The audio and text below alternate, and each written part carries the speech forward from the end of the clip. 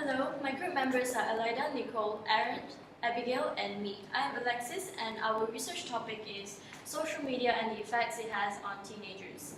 Social media is a virtual network where everybody and anybody can post anything, anywhere, at any time. This was stated by Justin 2012. Examples of the current trending social media at the moment is Facebook, Twitter, YouTube, and Blogger. Teenagers are the majority of people using the social media networks. According to the Oxford Dictionary, teenagers are people aged between 13 to 19 years old. Among the many types of communication, DeVito 2009 states that emails are the most frequently used. However, through the use of emails, real-time connection is lost. This is because people are not constantly checking their emails, unlike when they're using online chat mediums such as WhatsApp and Viber, where there is virtually no delay. This is because a person is able to check when a message is delivered, sent, and read. These are the statistics of people using the internet today. There are at least 93% of teenagers aged 12 to 17 years, and 74% of adults aged 18 and above who go online. This was stated by Lenhart et al. 2010. The use of social media has affected the intrapersonal communication of people today. Intrapersonal communication is the process of message transaction between one or more persons to create a shared meaning. Moving on to our research questions, is the social media a dominant presence in the lives of teenagers today? Does the influence of social media affect the intrapersonal communication of teenagers, and in what ways? How does the social media affect the communication of teenagers? Our research objectives are to determine the dominance of internet and social media in the lives of teenagers today, the influence of internet and social media on the interpersonal communication of teenagers, as well as the way social media affects the communication of teenagers. Thank you. Okay, so today I'm going to talk about the literature review and basically our literature review will consist of a few paragraphs. The first and the second paragraph will be the usage of internet among teenagers and the amount of time spent on Facebook. So according to the results, on average the respondents go online for 10 hours a week and have 3.5 years of internet experience. 57.4% of teenagers spend about 3 hours or more.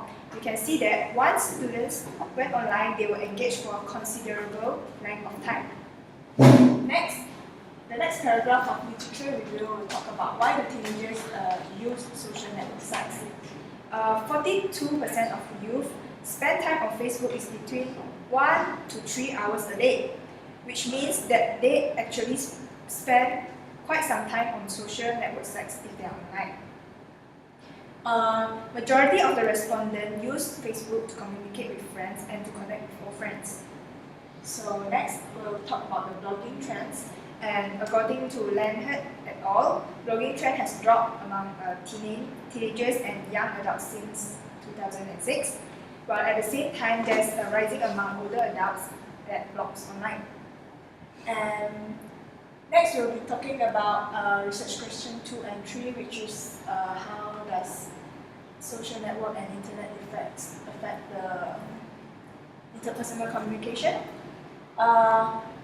Teenagers state that there's a trade-off between social media use and face-to-face communication. A third of teens agree, either strongly or somewhat, that using social media takes away from time they could be spending with people face-to-face.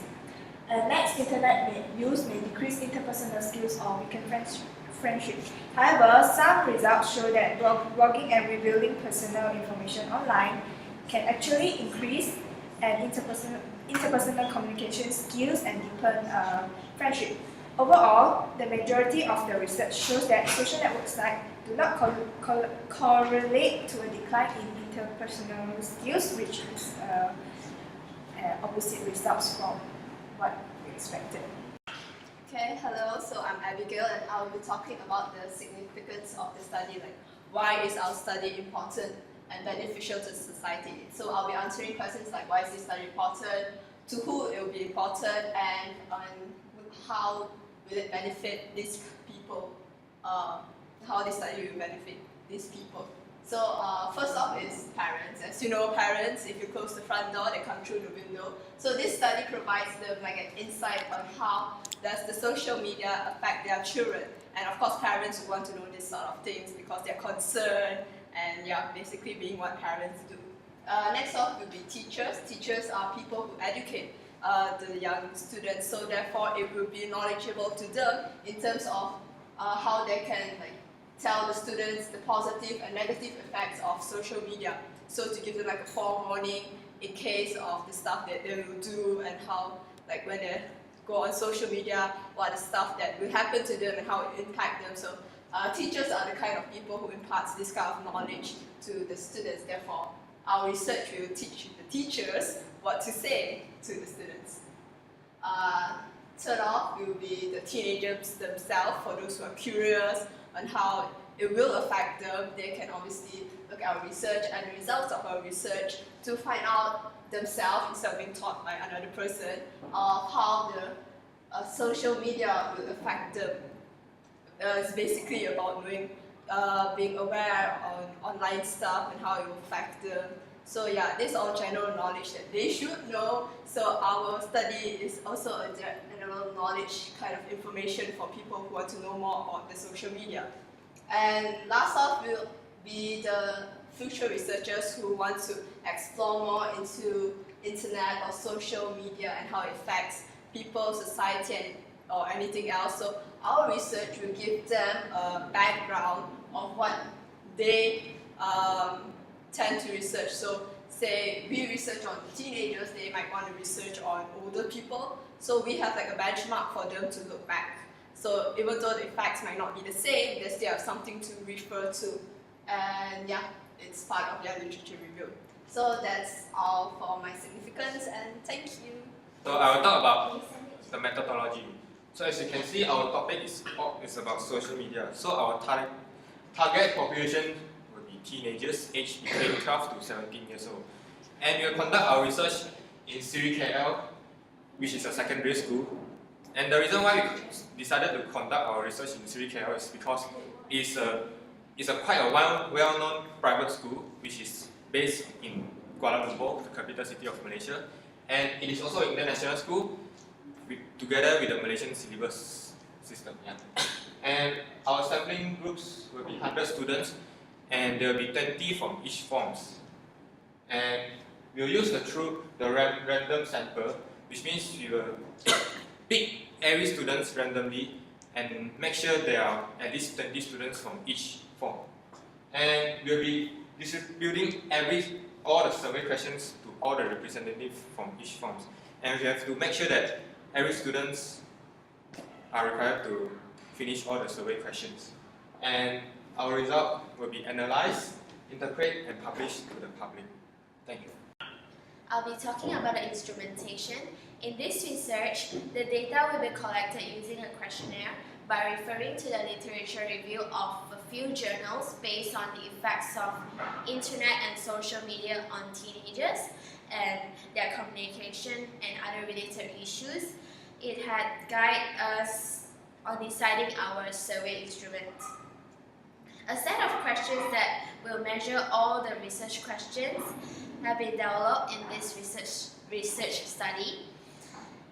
The type of questions that we use in this questionnaire are closed-ended questions, which are related to teenagers' attitudes and communication activities that they do normally. A group of 100 students between the age of 12 to 17 years old will be conducted in this study. They are all students of a secondary school that we chose, which named after Seri Kuala Lumpur. They are all selected to test the instrument because of their background, as the teenagers had justified targeted samples intended for this research. They are all adolescents and secondary school students with similar educational background. So continuing on for instrumentation, The second technique is not random because the subjects will be secondary students aged between 12 to 17 years old. For example, year 7 students will consist of 12 to 13 years old, whereas the majority of year 11 group will range from 16 to 17 years old. So basically each year group will receive 20 questionnaires, and the reason for this is because we want to make sure that the age distribution will spread will be equal. And so researchers in total will receive 100 questionnaires. Alright, so the reason why we intend to use a larger sample is because when we collect the facts, there will be no limited resources for researchers. And one disadvantage of this is that it's very time consuming and expensive, as researchers will have to employ more workers to hand out these questionnaires.